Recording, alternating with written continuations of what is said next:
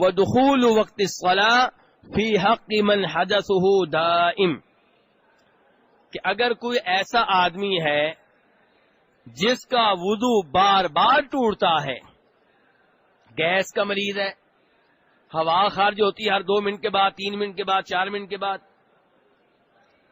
یا پیشاب کا قطرہ نکلتا ہے ہر 3-4 منٹ کے بعد، یا کوئی ماں بہن ہے اور اسے حیض کے علاوہ جو خون ہوتا ہے وہ بھی آتا ہے۔ حیض کے علاوہ خون ہوتا ہے کوئی میرے بھائیوں؟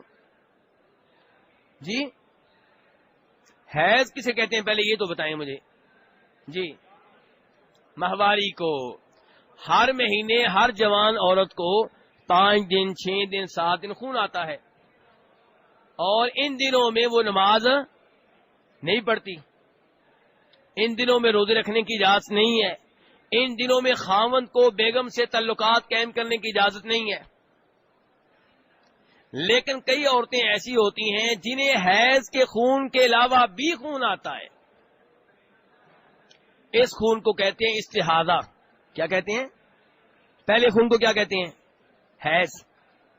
اور حیض عورت کے جوان ہونے کی علامت ہے، تندرستی کی علامت ہے، صحت مند ہونے کی علامت ہے، اور استحاضہ عورت کے بیمار ہونے کی علامت ہے۔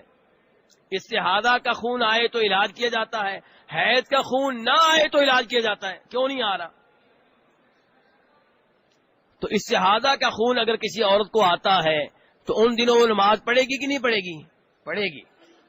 اب وضو کیسے کرے گی یہ بتانے لگے ہیں کتاب کے مؤلف، کہ اگر کسی عورت کو استحاضہ کا خون آتا ہے، کسی مرد کو مذی کے قطرے بار بار آتے ہیں، کسی مرد یا عورت کو پیشاب کے قطرے بار بار آتے ہیں، کوئی گیس کا مریض ہے، ہوا بار بار نکلتی ہے، ایک نماز بھی خیریت سے نہیں پڑھ سکتے، تو ایسے لوگوں کے لیے وضو کے لیے شرط یہ ہے کہ تب وضو کریں جب نماز کا ٹائم ہو جائے۔ زور کی نماز پڑھنے لگے ہیں، صبح 9 بجے وضو کر لیں تو یہ وضو زور کے ٹائم کام نہیں آئے گا۔ 9 بجے وضو کیا، اس کے ساتھ آپ نفل پڑھ لیں، چاش کی نماز پڑھ لیں، لیکن وہ وضو زور کے ٹائم کام، ایسا میرے ساتھ ہی ہے نا آپ، وہ وضو زور کے ٹائم کام نہیں آئے گا۔ زور کی نماز پڑھنے کے لیے آپ دوبارہ اس وقت وضو کریں جب زور کا ٹائم شروع ہو جائے۔ یہ کس کی بات ہو رہی ہے؟ جس کا وضو مسلسل ٹوٹتا ہے، جس کا وضو مسلسل ٹوٹتا ہے۔ جو صحت مند ہے وہ 9 بجے وضو کر لے یا فجر کے وضو کے ساتھ زور کی نماز پڑھ لے، کوئی مسئلہ نہیں۔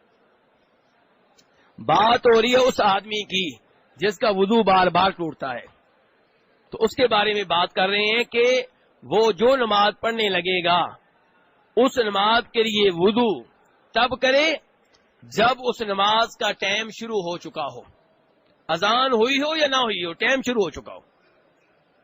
ٹائم شروع ہو جائے پھر وضو کر لیں۔ اب چاہے وضو آپ کا ٹوٹتا بھی رہے تو کوئی حرج نہیں، کیونکہ آپ مریض ہیں۔ جسے گیس کا مسئلہ ہے، ہوا خارج ہوتی ہے، وہ زور کے ٹائم وضو کر لیتا ہے، اس کے بعد وضو کے فوراً بعد ہوا نکلنا شروع ہو گئی، راستے میں ہوا نکل رہی ہے، نماز شروع کی ہوا نکل رہی ہے، کوئی مسئلہ نہیں، مریض ہے۔ جس عورت کو استحاضہ کا خون آتا ہے وہ باتھ روم میں جائے گی جب نماز کا ٹائم ہو جائے، خون کے قطرے صاف کرے گی، شرمگاہ پہ کوئی کپڑا وغیرہ رکھے گی، پیمپر وغیرہ رکھے گی، اس کے بعد نماز پڑھے چاہے خون کے قطرے نکلتے رہیں۔ تو یہ 10 شرائط ہیں جن کا وضو سے پہلے خیال رکھنا ضروری ہے، اور یہ آخری شرط کی دلیل وہ حدیث ہے جو فاطمہ بنت ابی حبیش رضی اللہ عنہا کے بارے میں آتی ہے کہ یہ صحابی تھیں، انہیں خون آیا کرتا تھا، استحاضہ کا خون حیض کے علاوہ، تو نبی علیہ الصلوۃ والسلام کے پاس ان کا کیس آیا تو آپ نے کہا تھا ہر نماز کے ٹائم وضو کیا کرو، ہر نماز کے ٹائم وضو کیا کرو۔ اس حدیث کو امام ابو داؤد نے، ترمذی نے، بلکہ امام بخاری نے بھی روایت کیا ہے۔ ان کے چینل سے جڑے رہنے اور نئے آنے والی ویڈیوز کے الرٹ حاصل کرنے کے لیے نیچے سرخ رنگ کے سبسکرائب بٹن اور گھنٹی کے آئیکن کو ایک بار ضرور دبائیں۔